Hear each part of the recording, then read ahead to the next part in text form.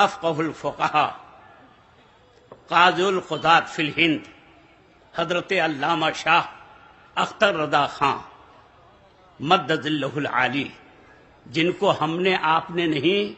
بلکہ دنیا بھر میں سب سے بڑی یونیورسٹی، دنیا کی سب سے بڑی یونیورسٹی جامع ازہر کا رئیس، جو سب سے بڑے پوسٹ پر وہاں فائز ہے، اس نے مجمع عام میں حضرت تاج الشریعہ کو فخر ازہر فرمایا۔ واہ، فخر ازہر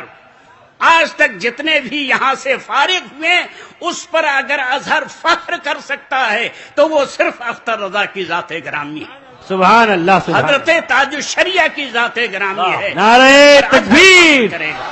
نعرہ رسالت، حضور تاج الشریعہ، فیضان تاج الشریعہ، خاندان اعلی حضرت۔ ارے بیٹھے رہو، کائے کھڑے ہو رہے ہو؟ بیٹھ کر کے بیٹھ جاؤ۔ بیٹھیے۔ ان حضرت حضور وہ بچپنے والا سنا دیجیے، تسبیح لے کے گھومتے حضور مفتی اعظم ہند کے سامنے، وہ سنا دیا جائے حضور، بڑا کرم ہوگا۔ درود پاک پڑھیے۔ اللہم صلی علی سیدنا و شفیعنا عباد مولانا محمد محمد وعلی صلی علیہ سیدنا وسلم۔ و مولانا محمد وبارک وسلم۔ میں حضرت کے والد کا ایک واقعہ سنانے جا رہا تھا، حضور وہ بھی سنا دیا جائے، قاری صاحب نے پہلے وہی فرمایا، سنا دیا جائے حضور، اچھی بچپنا بات۔ حضور تاج الشریعہ کا۔ آپ لوگوں نے تو کبھی کبھی حضرت کو دیکھا ہے اور فیض حاصل کیا ہے، لیکن اس فقیر پرتقصیر نے ایک دو مرتبہ نہیں بلکہ جب یہ 6-7 سال کے تھے اس وقت سے لے کر آج تک میں دیکھتا آ رہا ہوں۔ آہا، آدمی کی زندگی ڈاواڈول ہوتی رہتی ہے،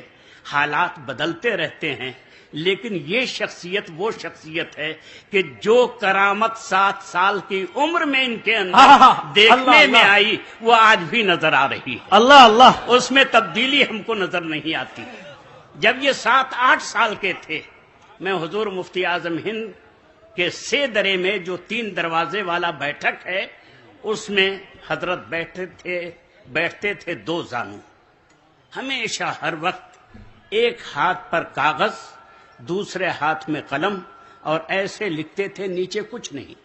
نہ دفتی ہے، نہ کوئی کتاب ہے، نہ کوئی اور چیز ہے، صرف ہتھیلی پر رکھ کر کے آپ لکھا کرتے تھے، چاہے وہ کسی مسئلے کا جواب ہو یا کسی کی تعویذ ہو، ایسے آپ لکھتے تھے۔ اس درمیان میں اگر کسی وقت حضرت اظہری میاں قبلہ، اس وقت آپ اسکول میں زیر درس تھے، 7-8 سال کی عمر میں، ابھی منظر اسلام میں نہیں آئے تھے، منظر اسلام میں آئے جب 8-9-10 سال کی عمر ہو گئی، بلکہ 11-12 سال کی عمر ہو گئی، تب آپ منظر اسلام میں آئے، اور منظر اسلام میں حضرت بحر العلوم مولانا سید افضل حسین صاحب جو میرے بھی استاذ تھے وہ حضرت کے بھی استاذ ہوئے، اور ان کے ساتھ جو شفقت و رحمت ان کی ہوئی، ہم نے نہ ان سے پہلے والے شاگردوں پر دیکھا اور نہ ان کے بعد والے شاگردوں پر دیکھا، ایسی شفقت فرماتے تھے۔ تو جب یہ حضور مفتی اعظم ہند کے سیدرے میں آتے تھے، دروازے میں آتے تھے، تو حضرت کی تسبیح کو اٹھا لیتے، آہا، تسبیح کو اٹھاتے اور اس کو لے کر کے گھومتے تھے، پڑھ رہے وہاں جا رہے ہیں، وہاں سے یہاں آ رہے ہیں، سبحان اللہ، سبحان، وہاں سے آ رہے ہیں، اور حضرت ان کو دیکھ رہے ہیں اور مسکرا رہے ہیں۔ حضور مفتی اعظم ہند ان کو دیکھ رہے ہیں اور مسکرا رہے ہیں۔ اللہ اللہ، کیا کر رہے ہو حضور؟ آپ تو خالی تعویذ لکھتے رہتے ہیں، لیکن میں تو درود پڑھتا رہتا ہوں، سبحان اللہ، نعرہ تکبیر، میں درود پڑھتا نعرہ رسالت، تقوی تاج الشریعہ، اللہ، یعنی اس عمر میں بھی یہ خیال ہے کہ میں اپنے نانا جان کی خدمت میں ہوں اور ان کے سامنے میں درود پاک کا ورد کر رہا ہوں، درود پاک پڑھ رہا ہوں۔ ان کی ذات وہ ذات گرامی ہے کہ جب یہ ازہر شریف میں تھے، جامع ازہر میں تھے، اس وقت ان کے والد گرامی ہمارے استاذ پیر و مرشد حضرت علامہ الحاج شاہ محمد ابراہیم رضا عرف جیلانی میاں مفسر اعظم ہند شیخ الحدیث جامعہ رضویہ منظر اسلام بریلی، یہ ان کے والد گرامی تھے۔ جب یہ جامع ازہر میں تھے تو ان کے والد اکثر فرماتے تھے،